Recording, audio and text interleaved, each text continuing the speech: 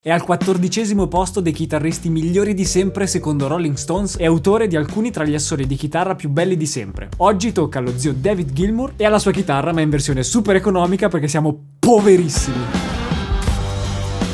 Ciao chitarristi e bentornati in Shape Your Tone. Oggi preparatevi perché è uno di quei video che a me piacciono tantissimo per tre motivi. 1. Posso parlare di uno dei chitarristi che preferisco di più. 2. Vi parlo della sua chitarra in versione super ultra economica. E motivo numero 3 lo scoprirete durante il video. Intanto vi dico già di lasciare un bel like a questo video se vi piace questo tipo di video e mi dite qui sotto nei commenti subito qual è il vostro chitarrista preferito, così magari in futuro faccio il video anche su quello. Allora, non c'è neanche bisogno che vi dica chi sia David Gilmour, però contemporaneamente ho notato che quando suono qualcosa dei Pink Floyd nelle demo c'è sempre qualcuno che mi chiede ma quella che canzone è? Quella al minuto 12? E poi magari era Comfortably Numb. Quindi facciamo proprio una breve panoramica e poi ci buttiamo a scoprire la sua chitarra, che poi è una delle sue, non la sua. David è un chitarrista inglese nato nel 1946 a Cambridge ed è uno dei più influenti chitarristi mai esistiti. Non a caso è il punto di riferimento per tutti i chitarristi che vengono guidati dal mito dell'espressività sulla chitarra, proprio perché lui, come chitarrista,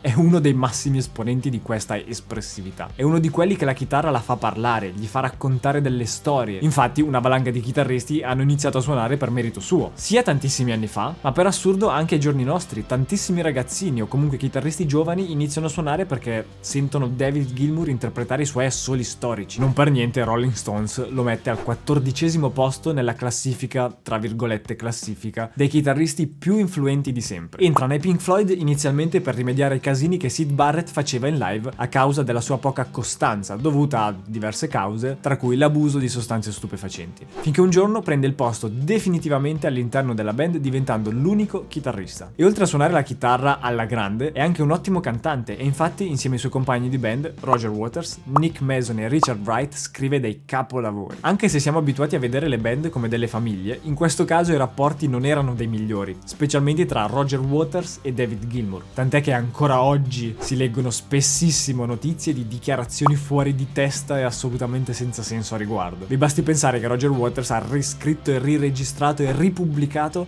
alcuni dei capolavori fatti con i Pink Floyd perché voleva separarli dagli altri membri della band. Cioè Waters è arrivato a rifare Comfortably Numb come voleva lui per dimostrare che poteva farla meglio lui di Gilmour, senza assoli, senza niente. Ok, il lato artistico da esprimere, ma se poi dici che Gilmour e Richard Wright non sanno scrivere canzoni, non hanno niente da dire, non sono artisti, non hanno idee, non ne hanno mai avute, il dubbio che tu l'abbia fatto apposta mi viene. Comunque vi lascio qui sopra il video della versione 2022 di Comfortably Numb, così potete ascoltare la canzone e dirmi qui sotto nei commenti cosa ne pensate di tutta sta roba. Ma comunque, a prescindere da tutto, Gilmour è un chitarrista esagerato e anche un grande autore, infatti coglie l'occasione per dimostrarlo e far uscire il suo primo disco solista nel 1978. E qui c'è una cosa interessantissima a riguardo proprio di Comfortably Numb, perché mentre la produzione dell'album David Gilmour, che è il titolo del disco che prende il nome da lui, era praticamente finita, David scrive una delle canzoni che gli piacerebbe inserire nel disco, però per mancanza di tempo, perché ormai la produzione era finita, fatta, pronta per uscire, viene riversata all'interno del repertorio dei Pink Floyd, che in quel periodo stavano realizzando l'album The Wall del 79. Come sapete, in quel disco un grandissimo contributo artistico è da parte di Roger Waters, tranne per questo singolo capolavoro che David aveva scritto per il suo disco solista e che è entrato poi in The Wall, che è Comfortably Numb. Infatti all'interno del disco è l'unica canzone che è separata dalle altre. Se si ascolta il disco dall'inizio alla fine, le tracce 1, 2, 3, 4 eccetera eccetera sono tutte collegate. Quella è l'unica che è fisicamente separata da tutte le altre, in cui si percepisce proprio un taglio tra la canzone precedente e lei, e tra lei e quella successiva. Infatti nel disco originale, quando ancora c'erano i vinili, nell'LP originale quella canzone era l'ultima. Chissà come sarebbe andata se fosse finita nel disco solista di David Gilmour e non in The Wall dei Pink Floyd. Comunque David Gilmour ha suonato tantissime chitarre, ma forse una spicca su tutte, ovvero la Black Strat. La sua Fender Stratocaster nera è iconica, basta vederla anche lì da sola, isolata da qualsiasi cosa, e si capisce subito che è la sua chitarra. Tutta nera, battipenna nero, tranne manico e tastiera che sono in acero, i pick up sono bianchi. Se poi ci mettiamo la tracolla classica di David Gilmour